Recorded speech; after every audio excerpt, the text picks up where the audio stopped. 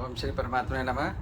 मैं प्रोफेसर हृदय अवस्थी अपने परम पूज्य गुरु जी प्रातः स्मरणीय वेद मूर्ति तपोनिष्ठ गीता उपनिषद और पुराण के विशेषज्ञ प्रोफेसर पंडित भगवत शरण शुक्ल जी के साथ में आप सभी का Awasthi Ayurveda anatomy yoga and spirituality channel पर हार्दिक स्वागत करता हूं।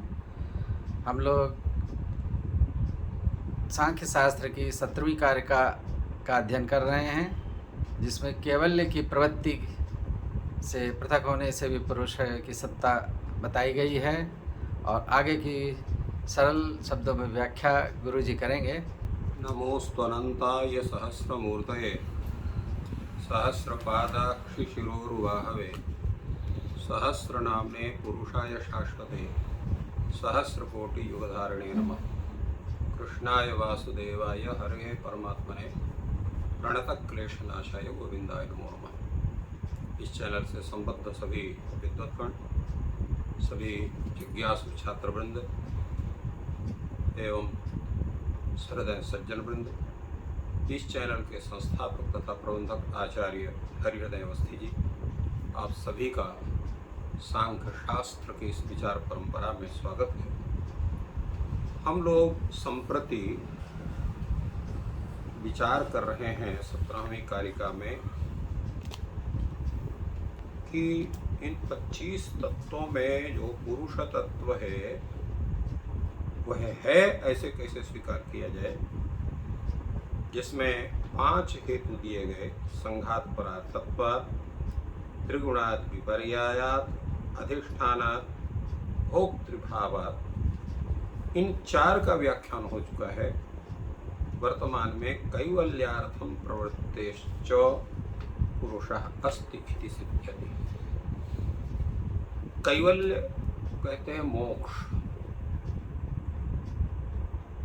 तो मोक्ष में प्रवृत्ति न तो प्रकृति की होती है न महत्त्वादि की होती है,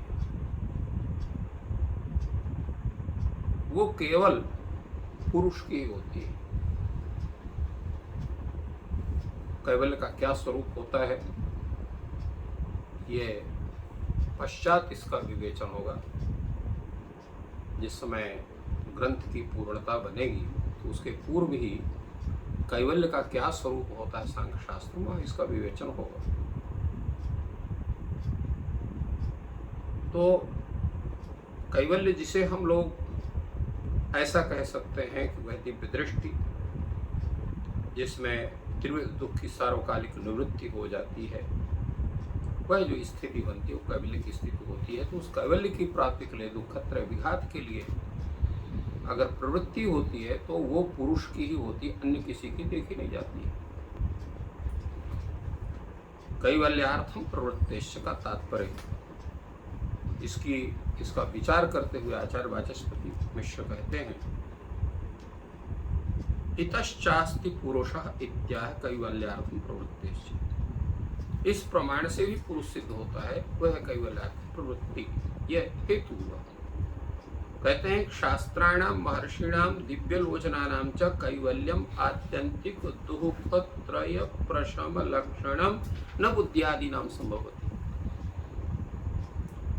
तो कैवल्य क्या चीज है? वो कहते हैं कि ये कथन हमारा नहीं है।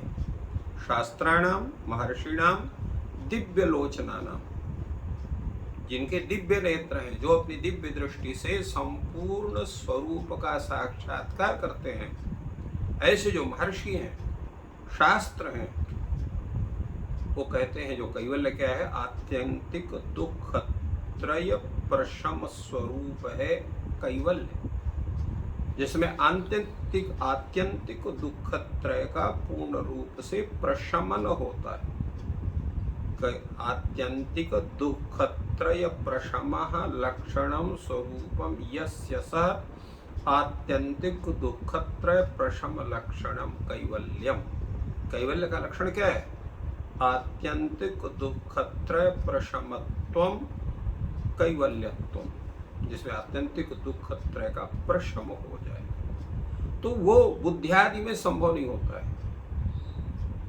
क्यों नहीं होता है? उसका हेतु देते हैं, ते ही दुखाद्यात्मका। वो सुख दुख मोहात्मक है। वो त्रिगुण का स्वरूप उनका, प्रकृति भी त्रिगुणात्मिका है, सुख दुख मोहात्मिका, और उससे जो जन्य है बुद्धि आदि वो भी सुख दुख मोहात्मक है। तो कथम स्वभावात् बीजयोतुम शक्यन्ते, वो उनका स्वभाव है। तो स्वभावो दुरतिक्रमः, वो अपने स्वभाव से उनको आप पृथक नहीं कर सकते। बुद्धि आदि सुखात्मक ही रहेगा, दुखात्मक ही रहेगा, मोहात्मक ही रहेगा। सात्विक बुद्धि है तो सुखात्मक, राजस बुद्धि है तो दुखात्मक, और तामस बुद्धि है तो मोहात्मक। ये तीनों स्वरूप उसमें रहते हैं। इसलिए स्वभावात् वियोजितुम कथम शक्यते, उनको नहीं हटा सकते हैं। इसलिए तदतिरिक्तस्य त्वदात्मनः तस्य ततोपयोगः शक्य संपादः, और उससे अतिरिक्त जो है, तो जो अतिरिक्त तत्व है, बुद्धि आदि से भिन्न जो तत्व है, तदतिरिक्तस्य त्वदात्मनः अतदात्मनः, तदतिरिक्तस्य तु अतदात्मनः, जो बुद्धि आदि जैसा नहीं है, ततो वियोगः शक्य संपादा, उनका दुख त्रय से वियोग, उनका वो जो है उसका संपादन किया जा सकता है। क्यों किया जा सकता है? क्योंकि वो त्रिगुणात्मक नहीं है, वो त्रिगुण से परे है। इसलिए उसमें दुख सुख दुख मोह का अभाव उसमें संपादित किया जा सकता है। तस्मात् कैवल्यार्थम प्रवृत्तेः आगमानां महाधियां चास्ति बुद्ध्यादि व्यतिरिक्त आत्मा इति सिद्धम। इसलिए कैवल्यार्थ प्रवृत्ति के लिए जो आगमानां महाधियां, तो जो आगम है, शास्त्र है, बुद्धिमान जो महर्षिगण हैं, उनका कथन है कि बुद्ध्यादि व्यतिरिक्त आत्मा, जो आत्मा है वो बुद्धि आदि से व्यतिरिक्त है, बुद्धि आदि के अंतर्गत नहीं है। क्योंकि कैवल्यार्थ प्रवृत्ति उसी की हो सकती है जो त्रिगुणात्मक नहीं है। और प्रकृति से लेकर के और जो है पंचभौत भूत तक जितने भी ये तत्व हैं, सब ये त्रिगुणात्मक हैं। इसलिए ये कहीं भी जो है उससे अब जो है रहित नहीं हो सकते किसी भी प्रकार से। जब रहित नहीं हो सकते हैं तो दुख, आत्यंतिक दुख त्रय प्रशमत्व रूप जो कैवल्य है, तदर्थ उनकी प्रवृत्ति नहीं बन सकती है। अतः उससे व्यतिरिक्त आत्म तत्व, पुरुष तत्व ये सिद्ध होता है। इस विवेचन के अनंतर प्रश्न होता है कि जिस पुरुष का अस्तित्व आप यहाँ संपादन कर रहे हैं, वह क्या सभी शरीरों में एक ही पुरुष है अथवा प्रति शरीर भिन्न है? जैसे हम लोग जो मनुष्य हैं, पशु हैं, पक्षी हैं, अनेक प्रकार के जो जीव हैं, जीवधारी कहिए, जीव नहीं, जीवधारी हैं। ऐसा माना जाता है शास्त्रों के द्वारा कि 84 लाख योनियां हैं और एक एक योनि में करोड़ों जीवधारी। सर्वत्र जीवों से व्याप्त है पूरा ये, जितना आकाश तत्व है, पृथ्वी तत्व है, सही पूरा। तो वो जितने शरीरधारी हैं, क्या सब में एक ही आत्म तत्व है अथवा भिन्न भिन्न आत्म तत्व है?